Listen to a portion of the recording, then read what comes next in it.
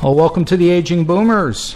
I'm your host, Frank Sampson. Of course, on our show, we discuss so many of the issues facing boomers, their parents, and of course, what we know is an aging population today. And I just want to welcome everybody to the show and just thank you for all your support. Many of you, of course, have downloaded our free app. If you haven't done so, it's kind of an easy way to kind of get updated on all of our interviews, either on your iPhone or Android phone. Just type in the Aging Boomers, and you could kind of keep up to date that way. You can certainly go on to iTunes, iHeartRadio, or at our website at agingboomers.com. So again, thanks for all your support, and thanks for getting the word out. I appreciate it. I just want to remind everybody that today's show is sponsored by Senior Care Authority, a professional senior placement and elder care consulting organization that has a national network of advisors to help in determining the right path for senior living and receiving proper care. So whether your loved one needs in-home care or assisted living, residential or memory care, get the necessary advice from a senior care advisor in your area by calling Senior Care Authority at 888-809-1231, or you could go directly to the website at www.seniorcareauthority.com. And also I just want to thank everybody for your support. As you know, I came out with a book recently, Kindle version right now, The Aging Boomers, that's what it's called. And, of course, the hard copy paperback is coming out in about another month or so. So you can go on to Amazon and check that out as well. Speaking about books, we have somebody with us who's an author. We'll talk about his book and certainly some important information regarding caregiving.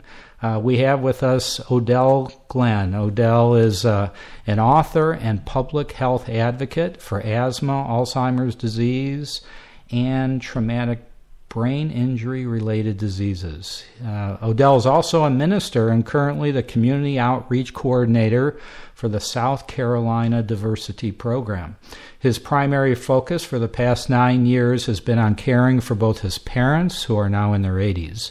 The wisdom and experience that he has gained is intended to be shared to help shape, inform, or guide someone else along life's tedious journey. So, Odell, thank you so much for joining us on the Aging Boomers. Really appreciate it. Thank you, and good afternoon. I'm glad to be here. Yeah, glad to have you.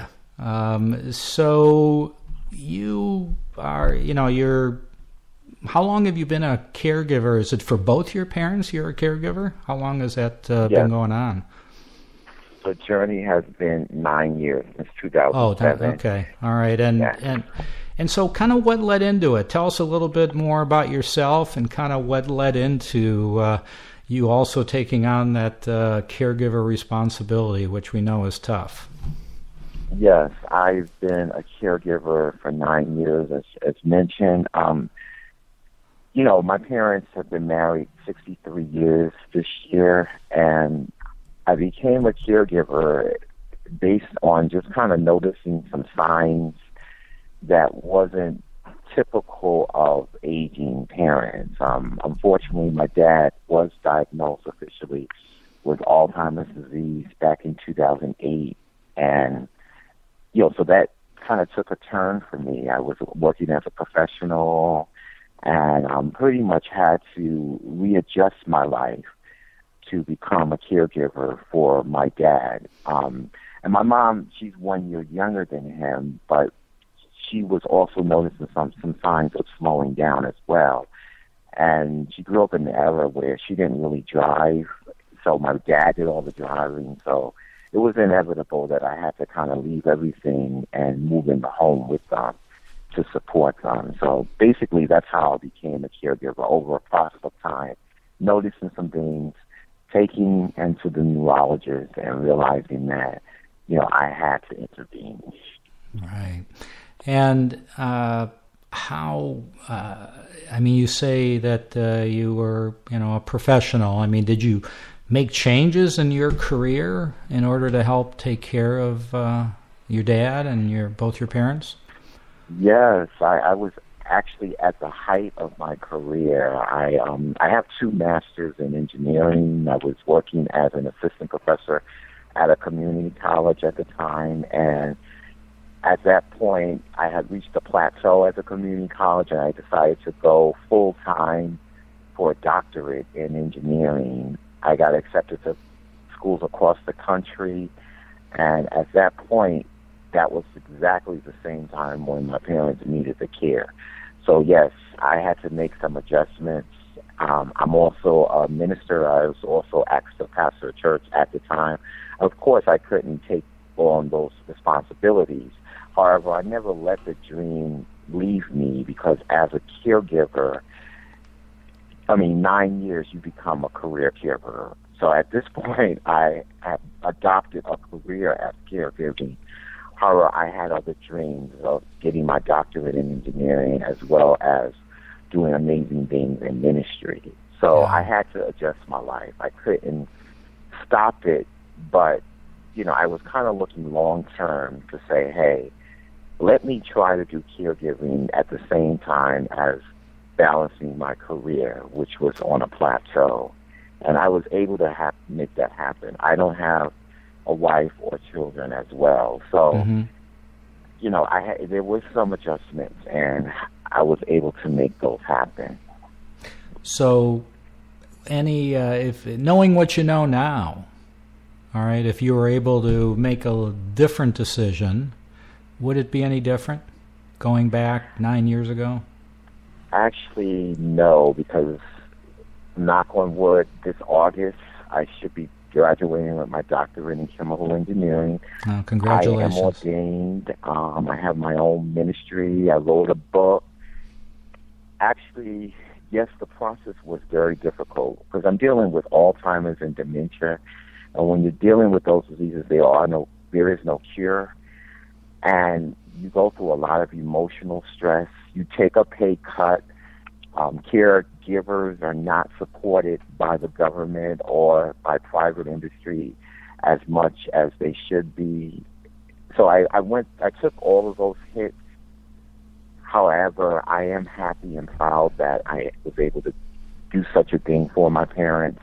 My dad is in a nursing home now because it got to a point where it was just too much for him to be at home. So when I look back at it, I found out a lot about myself, and it also explored me and opened me to writing this beautiful book as well. So I wouldn't have done anything different. I think I would have left my job and pursued this because I would not want to be unhappy, to look back and say I had the opportunity to do so and did not. Yeah. So those that are listening, if they're confronted with a similar situation of either making changes in their career or taking care of a loved one, what would you say to them? Well, I would say sit down and really ask yourself, how will you be able to do this? Can you actually do this? There were times when I didn't think I would make it, because the demanding career of engineering, the demanding time and energy and ministry, it just became overwhelming. Sometimes there were no days of sleep, but there's something that has to be on the inside of you. There must be a burning compassion. The scriptures and the Bible and prayer always gave me the energy and the hope to be able to say, you can do this, you can make it. So, yes, you may have to adjust your career or tweak it a little. Like, for instance, I'm graduating in August, and I can't fly out the country and around the U.S. looking for a new career opportunity or job. I have to kind of stay local. So I am limiting myself on my choices. However, to be closer to my loved one, that was the trade-off. So, you may not reach the plateau or get the ideal job that you want, but try to work that in. There's always some blending in. And I also tell people in my book to involve caregiving as a way of implementing a new career. For example, I never thought I would be a public health advocate. That was a spinoff, basically, of my career on essential oils, as well as public health advocate for asthma and Alzheimer. So had I not gone down this pathway, I would have never considered those other choices, which are very lucrative careers. So you may find yourself maybe leaving on a job that's an accountant or some other really high-paying profession that now you are caregiving and you don't know how to integrate the two. Be creative. Find ways in which you can open up a new business or write a book. Tap into your creative side to as alternate ways to make money and to impact communities as well as families. You know, the worry is always, and it's happened. I've seen it happen all too often, where a family member who becomes a caregiver, whether it be a spouse, adult child, or other loved one, they could get burned out. And there's all sorts of statistics on it. That sometimes, all too often, a family caregiver ends up passing away prior to the member of the family they're taking care of because of the stress and all of that. So what have you done? And probably some of the things you mentioned already, but maybe you could expound upon it as far as types of things that you've done to help protect from getting burned out. Yes, I encourage caregivers to join a support group. Also seek personal counseling, especially when you're caring for a loved one who used to be very healthy and active, and now that is no longer the case, and you've been left with the care of the person. You will get emotionally stressed. You will say, what is going on? You will say, like Jesus said, Lord, take this cup from me, but not my will, but thy will. So I encourage caregivers to go and join a support group. Those things help you around other people that are going through the exact same thing you are, and you are encouraging them. Go reach out to your community. There's respite programs in your community that you can apply for. I apply for a grant every year. It's $500. It's given as a respite for me so that my loved ones can have a caregiver in the house, and I can go out and eat lunch and jog and run and do some of the things I love to do so that I'm not burning myself out or passing away. I tell caregivers also to go and get your health checked up. Go to the doctor. Go see a doctor. Go see the dentist. Don't let yourself go away. Sometimes you can get so caught up in caring for the person that you care for that you don't have time or care for yourself. Make sure you get yourself checked as well. As I mentioned, go back to school. As you're learning and being around other type of people and doing things, this is the reason why I held on to my PhD by the end of the STEM, because I wanted it so bad, because I would have been unhappy had I not been able to go and do that process. Being a caregiver, I would have been left empty. So finish up your career, go back to school, take some classes online just to get yourself away from that. And last but not least, write a book. Do something creative for a child. Do something outside of what you normally do so that you're leaving a legacy, not only as a caregiver, but also as a legacy for others to follow through. So whatever gifts that you have, don't push that away. And trust me, you will live longer. There's a research study, and I have it in my book, that said those who volunteer their time, meaning for no pay, usually live longer than those who do not. Yeah, that's some great suggestions. So let's talk. I mean, I've got other questions for you, but I'm anxious to hear a little bit more about your book. What I think we know what gave you the incentive to write it, but tell us a little bit more about it. Yeah, the book is for caregivers. It's not written by a medical profession. It's written by an everyday man like myself who learned the hard way on how to caregive. You know, I was kind of pretty much thrown into caregiving. It was unexpected. I was expecting my parents just to be healthy and I could travel all across the country and the world and marry myself to my career, not knowing that, you know, I had to kind of let some of those things go and become a caregiver and integrate caregiving into my life. So it is for a caregiver to say, hey, there's a resource for you. In the book, you know, I tell you some of the do's and don'ts of what not to do as a caregiver. Don't bottle up your emotions. Your heart will not always be in it, but, you know, on how to go out and seek counseling, jog, run, get rested. You know, I also give some research studies on what the research has said about watching television that could decrease your lifelong expectancy. You know, it's just, and then there's 2 chapters, one on essential oil benefits and one on healthy eating. You know, essential oils are not embraced by the pharmaceutical industry as of yet, but they do offer some holistic benefits, aromatherapy, as well as healthy eating. You know, some of the diseases I think are caused by some of the things that we eat. You know, when you look around, there's fast foods everywhere. So we have to be cognizant of that. So the book is for caregivers to say, hey, you have an awesome responsibility. Your job every day is hard. In the book, I also I compare it to an executive, a middle management, and a low management type of work. You're doing all 3 of those 24 hours, 7 days a week. So balancing your time. And then the book is just an example of someone who's done it for 9 years, pretty much by myself, with 2 parents alone. And I'm not cracked up right now.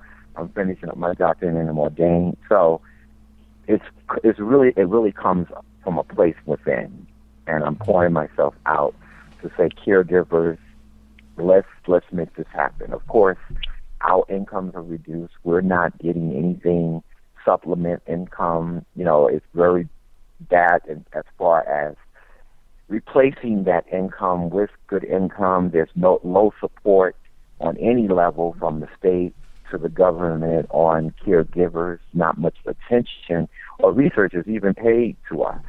But this book is a book to say, let me help inspire you to be the best you can be in spite of being the best caregiver that you are already.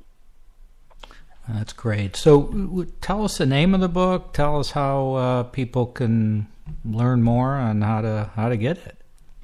Yes, the name of the book is called Caregiving, the Inspirational Manual, 200 Caregiver Tips with Healthy Lifestyle Benefits. And it's called inspirational because there's scriptures as well as prayers within the book that I pray over for you. There's a research study that said that prayer helps reduce stress. And when you're a caregiver, we know that you're stressed. So the prayers throughout the book are for your benefit. You can purchase the book on my personal website, www.ogcaregiving.com. That's www.o as in octopus, G as in good, caregiving, caregiving.com. In a couple of weeks, you will be able to go on Amazon and get the book as well. That's great. Well, congratulations on that. That's wonderful. And I hope, you know, you're going to help educate a lot of people out there. Yeah.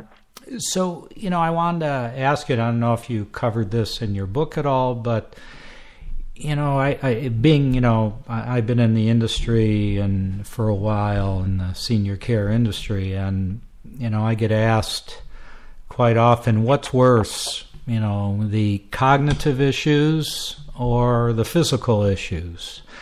And, you know, my response, and this is just based on what I have seen personally, what I've gone through with families, that the cognitive issues are probably more challenging for the family members and loved ones than the individual themselves. the physical issues are probably pretty challenging for both. I mean, probably even harder for the particular individual going through it. But either way, neither is. Both are challenging. Let's put it that way. But what are your thoughts from a caregiver standpoint? Is it? I know there's different problems or challenges with each, but can you talk a little bit about that and your experience with that? Yes, from a personal caregiver stance, I'd rather have someone who is physically challenged than cognitively challenged. I've gone through so many periods of emotional stress just with the cognitive challenges. Again, when you have dementia, Alzheimer's, they don't come on you all of a sudden. You see slow changes. And then there comes a point where you're doing bathing, dressing, you're doing everything that you would do for a child, and the person can't learn new things, so they become worse than a child. And you're dealing with the will, the power of attorney. You're dealing with so many other issues that you don't normally deal with when someone is physically challenged and not cognitively challenged. So the emotional stress that the family caregiver receives when they're dealing with someone who's cognitively challenged is beyond words. And that's just a natural fact to me. That's just my opinion. It's just surmountable. And then not when you're dealing with not one but two people that are on different levels. Sometimes I ask myself, am I superhuman, Yeah, right. to be able to survive that, yeah. Well, I think, I don't know if what your thoughts are on this, but, when I work with families and, certainly I think, like you said, getting involved in support groups, whether it be Alzheimer's Association, other support groups, I think that was a great suggestion. But I know that one thing I think that family members or caregivers need to understand early on is that when you're dealing with somebody with cognitive issues, you got to be in their space. You need to put yourself in their world because you're not going to get them in your world. Meaning if they, have this short-term memory loss initially and they bring up things that are just not true anymore, you're not going to convince them otherwise. It's almost like me saying to you, Odell, we're not doing an interview right now. And you say, of course we are. And I say, no, we're not. Well, I really believe, no, we're not. Okay. Right. So right. Was that a big adjustment for you? Yes, that was a very big adjustment. And in the book, I tell caregivers, avoid arguing, because that will never work. You do have to put your shoes and think like they may think. Or sometimes, because the memory is so short, you just basically have to agree with them at that point and do what you need to do to move on, So the relationship between the parent and the son or the sibling, it's non-existent at this point when it gets to a certain level. You do respect them and you do what you do need to do to get things done. But when it comes to rational decisions and ideas and choices, you may have to agree with them and just move on because then they tend to forget. Right. So going back, would you have prepared differently, knowing what you know now, preparing, as far as anything? Whether it be just from a communication standpoint with your parents, getting certain things into place. Would you have done things a little differently, or what suggestions can you give to our listeners? Yeah. I wish I had a book like I had written to be able to guide or to direct. However, I do encourage parents or guardians out there to begin the talk very early with your siblings or your children, or whoever you think may be the best fit for a potential caregiver. We're not praying that would happen, but it's never too early to begin the talk of what should be in the will, where to get a power of attorney, the difference between a power of attorney and a representative payee, and some of the challenges that they may face or will face doing that, transition. So I think this is not really discussed at family dinner tables anymore, but these decisions really need to be discussed early on, and it's never too early. Long-term care insurance, what is that, and how important it is to get a policy very early in life and not wait until later on in life, because the cost of it is very low. So all of these are things is not even learned or taught in a university, but they need to be concrete details that people and families work out early. And so if anything would have been changed, it would have been these conversations. We all feel like are going to live long with no health challenges, and that is something that we wish for, but is not always the case. So that hard, long-term conversation, it's just like going into a marriage. When you find out the pet peeves of the other person that you don't want to deal with and you don't want to talk about, but you have to deal with it before you say, I do. These are some of the things that families need to bring to the table very early on, so that people are prepared in terms of career, even in terms of getting married to another or not married to another person, because sometimes caregiving can put a strain on a romantic relationship. So all of these things have to be talked about early. Right. Well, great suggestions, and I just want to thank you so much for joining us. Go ahead. We just got a few seconds left, but go ahead and tell people again your book and how they can get it. Yes, you can get my book on my website, www.ogcaregiving.com. That's www.ogcaregiving.com. And before we leave, I just want to say a very short prayer for all the caregivers out there. I know there are many of them. Father, we thank you and we praise you for the wisdom that you've given us. Lord, we ask that you would give us grace and give us wisdom and give us peace, God, as we weather the storm. Lord, we ask that you would touch our care recipients as they are challenged in health areas. Lord, we still know that you have the power to do the impossible. But God, while we're working that out on down here, we ask that you would give us the strength to do what we need to do to make not only their lives great, but our lives happy. We ask this in the name of the Father, Son, and of the Holy Spirit. Amen. Great. Well, thank you for that, Odell, and thank you so much for joining us on the Aging Boomers. And I want to thank everybody out there for tuning in. Just be safe out there, and we'll talk to y'all soon.